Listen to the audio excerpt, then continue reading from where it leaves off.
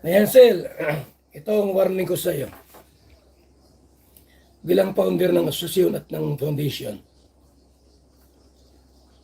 Oras na may makita akong paninira na ginagawa mo sa mga live ng iba, antay man yan, o pro kalingap man yan, kapag may nakita ako mga paninira sa kalingap at sa akin, kahit kanino, ikaw ang paalisin ko sa bahay. Tandaan mo yan. Hindi pwersahan to. Legal action. Una, ibabarangay kita. Diyan mismo sa barangay mo. So, ayan, welcome back po muli sa aking YouTube channel. It's me, Maya Vlogs, at isang mapagpalang araw po sa ating lahat. So, ayan, ang mapapanood po natin ngayon is tungkol po sa mga... So, ayan, for today's video is alam naman po natin ang kaganapan, no, dito po sa loob ng Kalingap tungkol po sa isang pamilya na kung saan sila po ay parang gustong umalis sa Kalingap, no? So, ito po kasi is galing po sa mga komento, dahil po sa mga komento ni Nanay sa mga iba't ibang live or sa mga anti-Kalingap na kung saan ito po ay hindi nagustuhan or talagang nasaktan po si Kuya Val kasi community na po ng Kalingap at si Kuya Val na po yung nasisiraan dito. Kaya eto na po yung sagot niya dito at ayun nga, sinagot niya naman po yung isa pang komento ni Nanay, no? Pero ngayon, ito po talaga ang pinaka-final na talagang punong-puno na po talaga si Kuya Val kasi talagang hindi po tumitigil si Nanay, no? Kaya ayan, panoorin po natin kung ano po yung sinabi ni Kuya Val para kay Nanay. Ayan, Sel. Ito ang warning ko sa iyo. Bilang founder ng asosasyon at ng foundation. Oras na may makita akong paninira na ginagawa mo sa mga live ng iba, antay man yan, o pro kalingap man yan, kapag may nakita ako mga paninira sa kalingap at sa akin, kahit kanino, ikaw ang paalisin ko sa bahay. Tandaan mo yan. Hindi pwersahan to. Legal action. Una, ibabarangay kita. Diyan mismo sa barangay mo. Legal action na gawin ko sa iyo. Hindi ako, huy, umalis ka dyan. Hindi ka pwede dyan. Siniraan mo kami. Hindi ganun ang style ko. Legal action po. Bahay ni Biancy yan. Kaya mong tumigil sa paninira kay Papa Val, kay Kalingap, legal action. Ipapabarangay mo na kita dyan. Napaalisin kita dyan sa lugar na yan. And then, kung hindi ka aalis,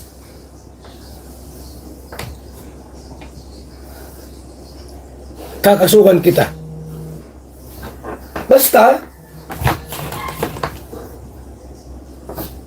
inulit mo. Tuloy ang pagmamanman. Pag mag-over-acting kayo, overacting kayo, like si Kapisot, huwag kang umiyak. Overacting mo, pamor, huwag kang umiyak. Na-comment ka pa sa mga Facebook page.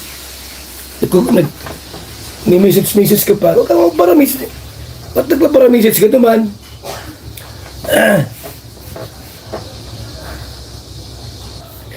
Legal action. Una, ipapabarangay kita dyan sa barangay Taisan. Ilabas ko yung mga komento mo. Negative comment sa Kalingap. Kap, ito po yung mga comment niya sa Kalingap, against Kalingap. Isa-isahin ko yon. Ha?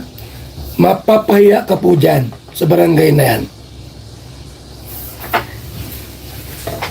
Kung hindi ka titigil sa pagpasok sa mga live ng may live at sisiraan mo ang kalingap, sige, gawin mo yung mga alam mong foundation kami. Tapos isirain mo ang foundation. Foundation yan. Subukan mo. Hindi ba na ako yung mapirasan, paalisin kita dyan? Legal action. Yung bahay kay Bianse. Nipon ko po yung mga negatibong komento ni Hansel. Sapagkat yun ang aking ipipresenta sa barangay at sa pagkaso ko sa kanya na umalis sa bahay na yan. Siya lang paalisin ko. Siya ang naninira sa amin eh. Si Taybiran, pwede siya dyan.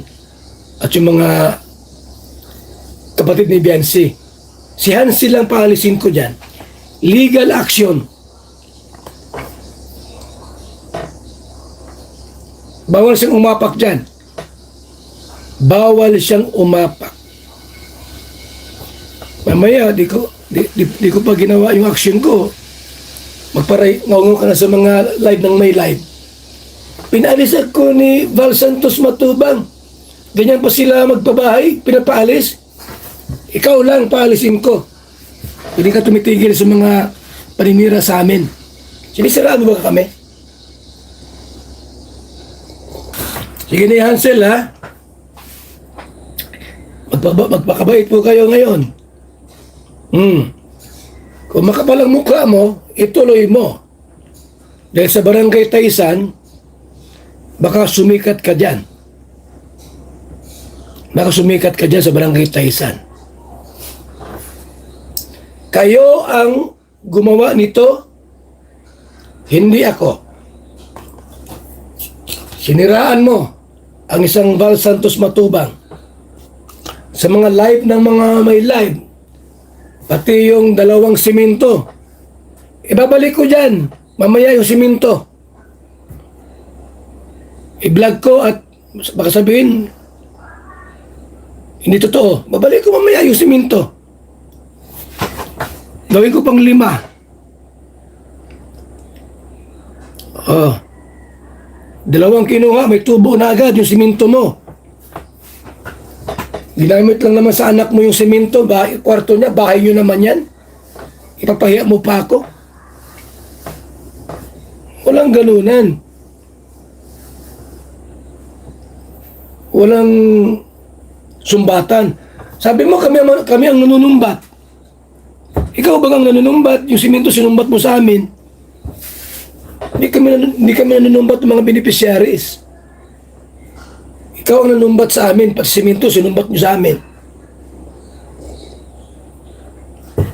Final warning. Ipabarangay kita dyan sa barangay Taysan, mapapahiya ka dyan. Anong reklamo ko? Kap, itong si Hansel Jane Batalero po, Kap. Sinisiraan kami sa mga ibang community, ibang reactor, nagko-comment na ganito, binababoy daw namin ito, binababoy daw namin sila. Lahat ng komento mo, dadalhin ko sa husgado para ikaw ang umalis sa bahay na yan. Kay Biancy yan, tandaan mo. Nadamay ka lang sa anak mong mabait at maganda. Na unti-unti nang nahawaan ng ugaling demonyo. Ang bait ni Biancy, ngayon, unti-unti nang ugaling demonyo. So, ayan po ang pinaka-final na warning para kay nanay, no? And mabuti rin po ito kung titigil po si nanay na magpara-comment kung saan-saan, and then maiiwasan din po ang pangbabash sa kanila. Kasi the more po sila na nagko-comment kung ano-ano, the more sila po ay binabash po or inaano po sila ng mga supporter ng Kalingap kasi talagang mali po yung sinasabi nila kasi doon. Kaya sila ay nababash dahil po sa mga comments nila, no? Kung dapat kasi is manahimik na sila, wag muna silang wag muna silang magparalabas sa mga media na yan para comments. Hindi sana ganito kagulo ang buhay nila ngayon. Kaya ito na sana is makarating ito kay nanay, sana mapanood ni nanay at para tumigil na po siya. Kasi yan nga sabi ni Kuya Val na once na uulitin pa niya, talagang ipapabarangay po siya or paaalisin po sa bahay. So ayan, kung paalisin man po siya ni Kuya Val sa bahay na yan, okay, is idadaan po yan sa legal action. Yan po ang sinabi ni Kuya Val. Hindi basta-basta nagpapaalis si Kuya Val. At walang pinapaalis ng Team Kalingap or wala silang pinapaalis na mga pinabahayan nila, okay? Siguro ito na talaga yung pinaka first time na mangyari if ever na tuluyan pang sisiraan ni nanay ang Team Kalingap, okay? Pero ito ay idadaan po nila ito sa legal process. Kaya ayan po ang ating reaction dito at sana naman po si nanay kasi is tama na po. Pwede naman pong pag-usapan yan. At kung sino din po ang nasa likod nito, sana naman po is maawa kayo sa bata, kay Viancy na lang po kayo. Isipin nyo na lang po siya, no? So, ayan po, maraming salamat. Bye-bye and God bless.